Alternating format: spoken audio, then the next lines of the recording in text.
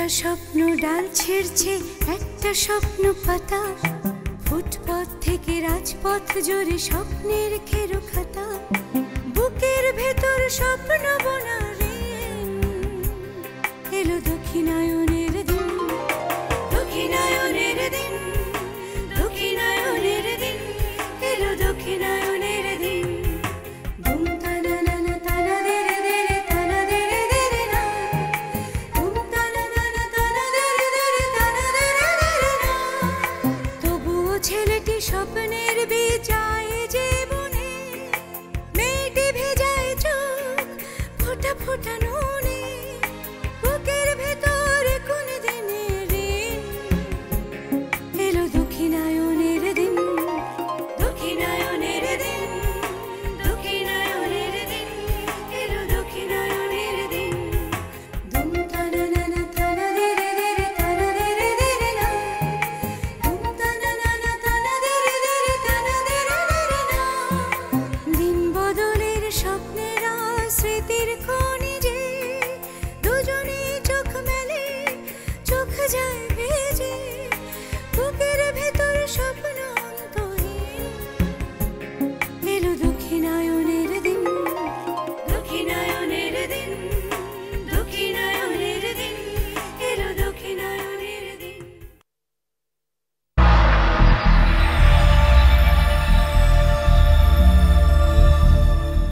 সত্যি তুমি ভালো নিউজ নিয়ে এসেছো? জাহির খান ওদের টোপ গিলেছে। এখন এটা বলা যাবে না, তবে সে ধরা দিয়েছে। তাই তাহলে তো নিউজটা হাসান ভাইকে জানাতে হয়। না না পারবেন, এখন না, আগে শোনোই না। বলো। প্রথমে তো আমাদের জাহির খান পাত্তাই দিচ্ছিল না, আমাদের ছোট ফ্রম। পরে তো সে ডেল্টার প্রোফাইল দেখে অবাক। সে চিনে না, বাট এমন একটা ফার্ম এত বড় বড় কাজ করেছে। সে তো হাসান সাহেবের সাথে দেখা করতে চাচ্ছে, বাট তার একটা শর্ত আছে। শর্তগুলো কি? এখন বলেনি, বলেছে সময় হলেই বলবে। জাহির খানকে কিন্তু খুব বেশি খারাপ মানুষ মনে হয়নি, তবে সে একটু রহস্যময়। ও ঠিকই বলেছে, কিন্তু তার রহস্যের কুলকিনারা আমি বের করেই ছাড়ব। হ্যাঁ তাই করো, বিকজ জাহির খানের উপরে আমাদের অনেক কিছু ডিপেন্ড করছে। আমরা তাহলে যাই।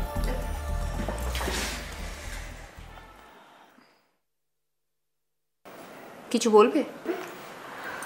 অ্যাকচুয়ালি পারভিন, জাহির খানের পিছনে ঘুরতে ঘুরতে আমাদের অনেক টাকা পয়সা খরচ হয়ে গেছে। যদি টাকা নিয়ে তোমরা টেনশন করো না, সময় মতো তোমাদের কাছে টাকা পৌঁছে যাবে। শুধুমাত্র কাজটা ঠিক মতো করো, ওকে? আদারওয়াইজ আমি হাসান ভাইকে মুখ দেখাতে পারবো না। আর কেটিও আমাকে চ্যালেঞ্জ দিয়েছে, আমরা নাকি জাহির খানকে কখনো হাত করতে পারবো না। So do it, no tension.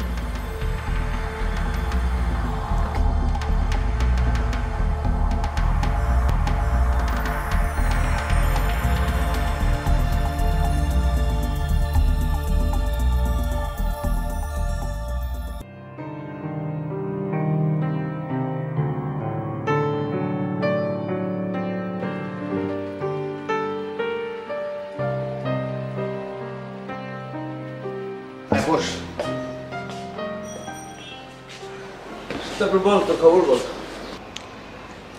আমার আর খবর, 1 বছর ধরে স্কলারশিপের জন্য ট্রাই করছি, কিছুতে কিছু হলো না। তোরই তো ভালো, সুন্দর স্কলারশিপ শেষ করে ফিরলি। কি বলিস? তোর মতো একজন ব্রিলিয়ান্ট টিচারের স্কলারশিপ ঠেকিয়ে রেখেছে কি? হ্যাঁ, লবিং করিসনি? করিনি, আবার কোনো কিছুতেই কোনো লাভ হচ্ছে না। কিন্তু তোর তো এমনিতেই হওয়ার কথা। পলিটিক্যাল কোনো ব্যাপার নেই তো? হ্যাঁ তা ছিল, কিন্তু ওসব তো মিটিয়ে ফেলেছি। তুই এটা নিয়ে কোনো চিন্তাই করিস না, দরকার হলে মিনিস্ট্রি লেভেলে কথা বলবো। হ্যাঁ, আচ্ছা বাই দ্য ওয়ে, তোর বউ কোথায়? হ্যাঁ আছে, ও বাসায় আছে, কিন্তু ওর শরীরটা ভালো না, মানে একটু অসুস্থ। ভালো ভালো, বেশ ভালো, ভালো বেশ ভালো। তবে আরেকটু পরে হলে আরও ভালো হতো। তোর স্কলারশিপটা শেষ করে নিতি। এটা যে আমিও ভাবিনি তা না, তো ও জামান, আমি তো ভুলে গেছি আমার একটা মিটিং আছে রে, আজকে আসি। কি বলিস, তুই প্রথমবার আসলি চা না খেয়ে চলে যাবি? রে আজকে আসি। আরে না, একটু বস। আজকে থাক, আসি। আচ্ছা চল।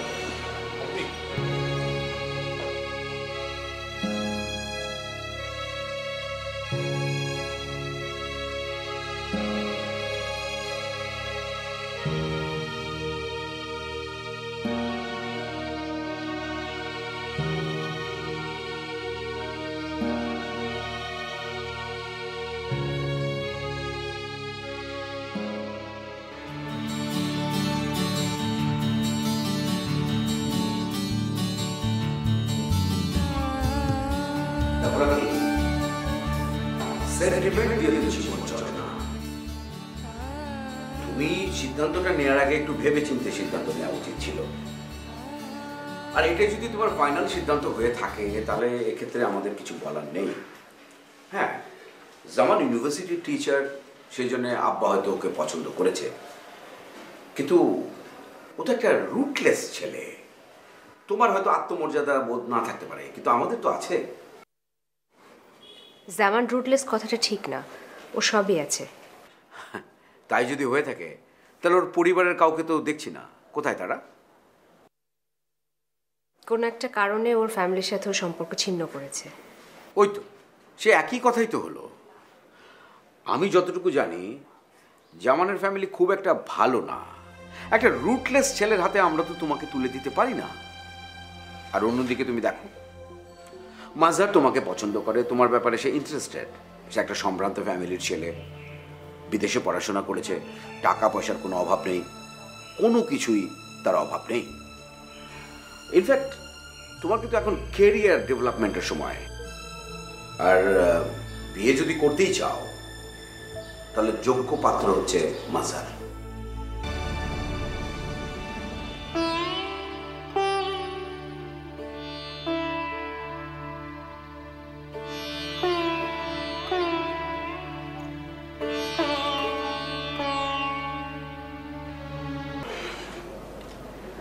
আমি প্রথম ভাবতাম তুমি হয়তোবা সাংসারিক হতে চাচ্ছ, কিন্তু এই যদি হয় সংসারের নমুনা, তবে এই সংসারের লাভ কি বলো? আসলে কপালটা আমারই খারাপ। আমি ছোটবেলা থেকে বড় হয়েছি খুব অবহেলার মধ্যে। ভাবতাম যে বড় হলে সমস্ত কিছু ঠিকঠাক হয়ে যাবে, সমস্ত কিছু আমি, কিন্তু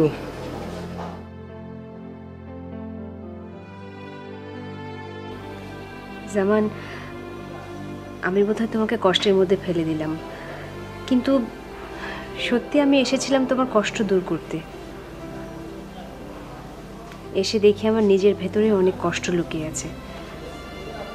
যার নিজের ভেতরে এত কষ্ট, সে অন্য মানুষের কষ্ট কিভাবে দূর করবে বলো? তোমার সেই কষ্ট তুমি আমার সাথে শেয়ার করো, আমাকে ভাগ দিতে পারো তোমার কষ্টে।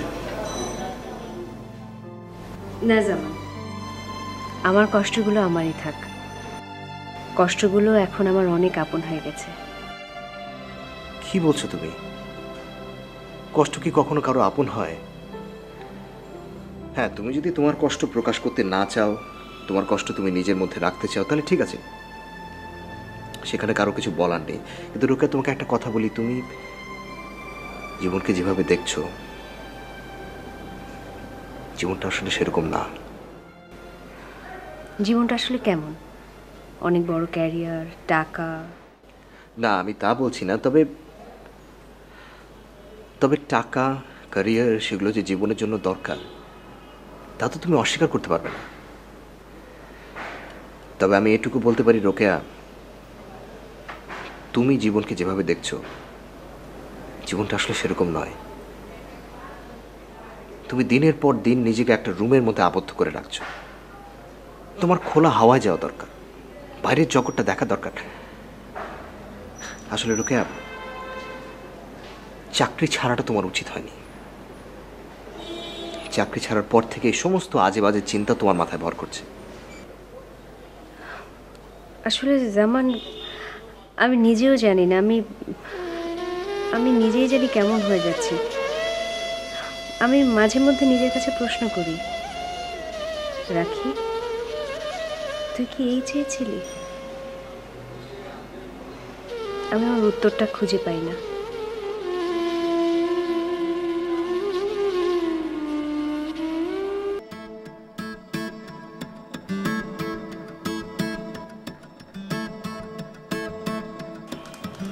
পারভিন, তুমি কিছু একটা করো। কেটি এই কোম্পানিটা ডোবাবে। আমি কি করতে পারি?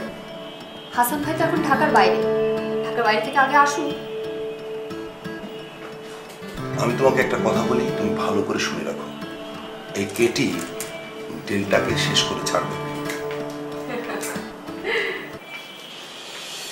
মিস্টার আজাদ, আজকে ডেল্টার যে পজিশন, বলুন তো সেখানে সবচেয়ে বেশি কার অবদান? প্লিজ। আমরা যদি রিস্ক নিয়ে এতগুলো টাকা লগ্নি না করতাম তাহলে তুমি কি করতে? আমি কিন্তু তোমার বিরুদ্ধে মামলা করব। একটু তাছাড়া মিস্টার আজাদ, ডেল্টার সঙ্গে যেসব চুক্তি ছিল সেই সব কাজ এখন শেষ। এখন নতুন চুক্তি হয়েছে, সেখানে আমি আর হাসান পার্টনার, সেখানে আপনাদের কারোর কোনো অবদান নেই। No one. তুমি কি ভেবেছো?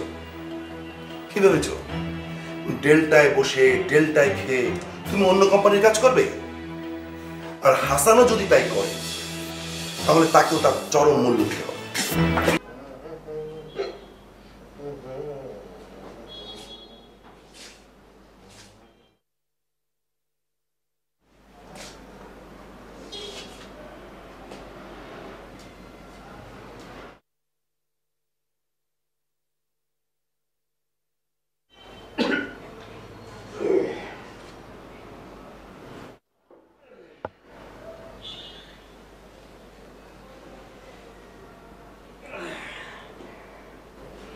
আজকে ইভা মরিসনের সাথে দেখা হয়েছিল। তুমি চেনো ওকে? দেখো, এখন এসব কথার কোনো মানে হয় না। তোমার বোধহয় অনেক নেশা হয়েছে, তুমি ঘুমিয়ে পড়ো। শোনো,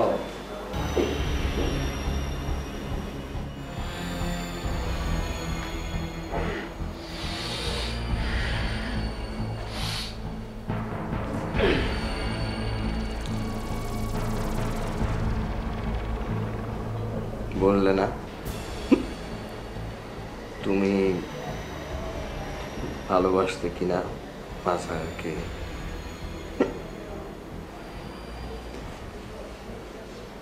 না, কখনো ওর সাথে আমি প্রেম করিনি। যদি করতাম তাহলে ওকেই বিয়ে করতাম, তোমার সাথে আমার বিয়ে হতো না।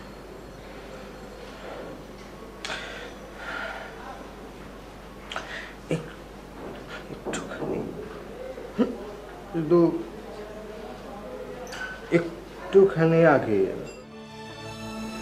আমি যদি জানতাম তাহলে আমি তোমাদের মাঝখানে এভাবে করে আমি ঢুকে পড়তাম। আমি সরি, ভেরি সরি। गम की दुनिया से दिल भर गया, ढूंढ ले अब कोई घर नया, आए मेरे दिल कहीं और चल।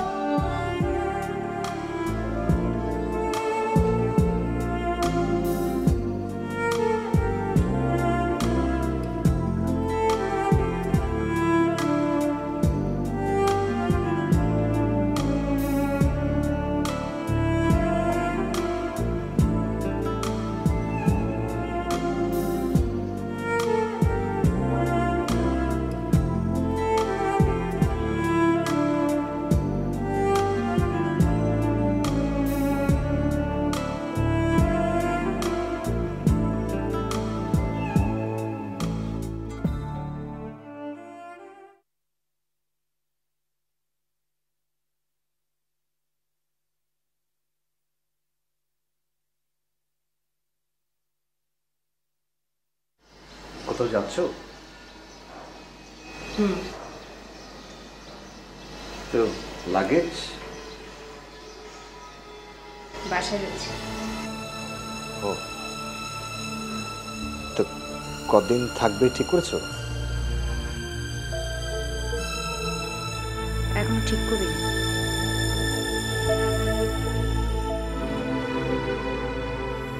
রোকেয়া, তুমি বোধহয় আমার উপরে রাগ করে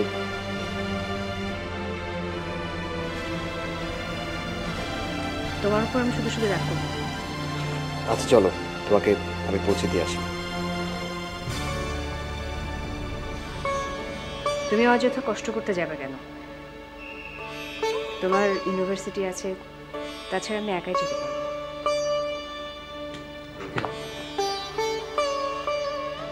রোকেয়া, ভালো থেকো। রোকেয়া,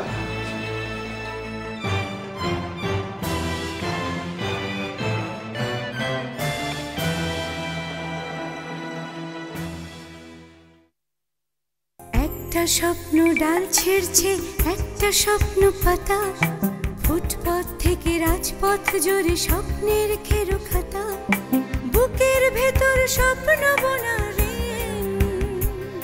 এলো দক্ষিণায়নের দিন, দক্ষিণায়নের দিন, দক্ষিণায়নের দিন, এলো দক্ষিণায়ন।